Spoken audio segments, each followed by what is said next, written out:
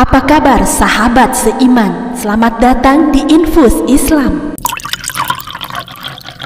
Assalamualaikum warahmatullahi wabarakatuh. Sahabat seiman, syukur alhamdulillah kita bisa berjumpa kembali di channel ini. Salawat dan salam selalu tercurah kepada junjungan kita Nabi besar Muhammad sallallahu alaihi wasallam. Allahumma salli ala sayyidina Muhammad wa ala ali sayyidina Muhammad. Harapan dan doa saya, semoga saudaraku semuanya selalu diberikan kesehatan, dilapangkan rezekinya, diampuni dosa-dosanya, dan dipanjangkan umurnya. Amin ya rabbal alamin. Sahabat seiman, penolakan iblis terhadap perintah Allah Subhanahu wa taala untuk bersujud kepada Nabi Adam alaihissalam merupakan peristiwa hukum pertama yang membuat aktivitas di dunia dimulai. Penolakan iblis menjadi awal kompleksnya kehidupan dunia karena melanggar hukum atau perintah Allah Subhanahu wa taala. Setelah diusir dari surga, iblis bersumpah yang diabadikan dalam Al-Quran bahwa ia akan menyesatkan semua anak cucu Adam.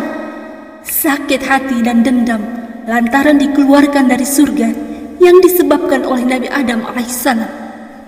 Iblis menjawab, "Karena engkau telah menghukumku tersesat, maka aku benar-benar akan menghalang-halangi mereka dari jalanmu yang lurus.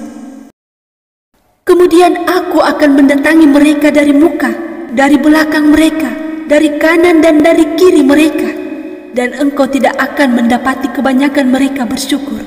Al-Quran Surah Al-A'raf ayat 16 hingga 17. Sahabat seiman, kita perlu mawas diri karena iblis telah bersumpah untuk menjerumuskan anak cucu Adam dengan berbagai cara. Sahabat seiman, berikut 9 fakta mengenai iblis yang perlu diketahui agar kita selalu waspada atas tipu dayanya.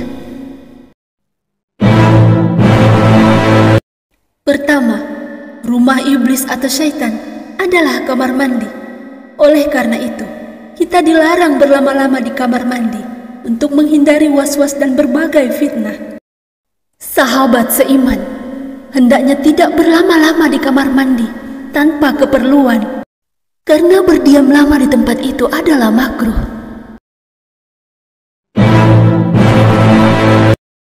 Kedua, tempat atau majelis berkumpulnya iblis adalah pasar dan sepanjang jalan.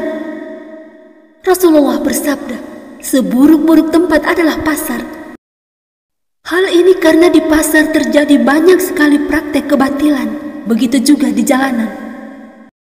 Apabila hendak membeli sesuatu di pasar, alangkah lebih baik untuk hendaknya tidak berlama-lama di dalamnya, sebab di dalam pasar terdapat maksiat, kecurangan, penipuan, perbuatan sia-sia, dan awal kebaikan yang sangat sedikit. Pasar tak ubahnya sebuah tempat yang selalu ramai dikunjungi, namun pasar termasuk tempat yang paling dibenci oleh Allah Subhanahu wa taala. Hal ini diungkapkan dalam sebuah hadis Rasulullah sallallahu alaihi wasallam. Tempat yang paling dicintai Allah adalah masjid, dan tempat yang paling dibenci Allah adalah pasar. Hadis riwayat Muslim. Walaupun pasar termasuk tempat yang dibenci Allah, namun bukan berarti umat manusia tidak diperbolehkan melakukan aktivitas di pasar. Seorang muslim boleh berjualan ataupun mendatangi pasar untuk mencari barang kebutuhan mereka.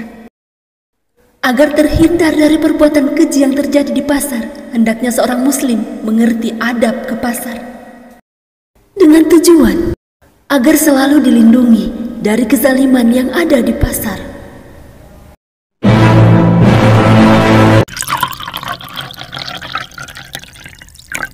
Sahabat seiman, mari bersama syiarkan Islam dan jadilah subscriber channel ini. Jika video ini bermanfaat, kabarkan kepada temanmu.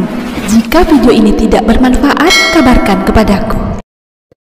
Ketiga, makanan iblis adalah makanan yang dimakan manusia tanpa membaca basmalah, tanpa menyebut nama Allah.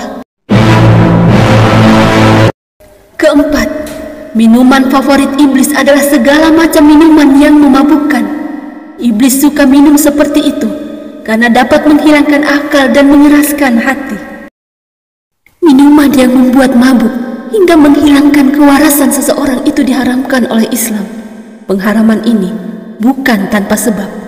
Hal itu karena Islam sendiri merupakan agama yang bertujuan melahirkan sosok muslim yang kuat fisik dan akalnya. Sementara minuman keras bisa melemahkan fisik dan akal manusia. Kelima, orang yang meniup seruling. Sahabat seiman, orang yang meniup seruling adalah orang-orang yang menyuruh dan memanggil iblis. Hal ini karena meniup seruling dapat mengeraskan hati dan melalaikan. 6. Al-Qur'annya iblis adalah syair-syair yang tidak bermanfaat, melalaikan, membuat hati menjadi keras, dan menyebabkan berat atau malas untuk beribadah. Sahabat seiman, ketujuh, kitabnya iblis adalah tato. Orang yang bertato dianggap sebagai orang yang kufur nikmat karena mengubah pemberian Allah. 8. Hadisnya iblis adalah perkataan dusta dan bohong. Sahabat seiman, maka orang yang sering berkata dusta adalah pengikut iblis. Larangan berkata dusta dan melakukan kebohongan telah disampaikan di dalam Al-Quran dan hadis. Dan jauhilah perkataan-perkataan dusta. Al-Quran Surah Al-Hajj ayat 30. Dan jauhilah oleh kalian berbuat dusta, karena dusta membawa orang kepada kejahatan, dan kejahatan mengantarkan orang kepada neraka. Hadis riwayat Bukhari, Muslim, dan Ahmad. Dan yang kesembilan, tipu daya iblis yang paling besar adalah wanita. Sahabat seiman, hal ini senada dengan sabda Rasulullah bahwa fitnah dunia yang paling besar adalah wanita.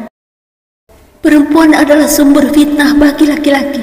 Anggapan ini bukan hanya buayan semata, disandarkan kepada hadis-hadis Nabi SAW.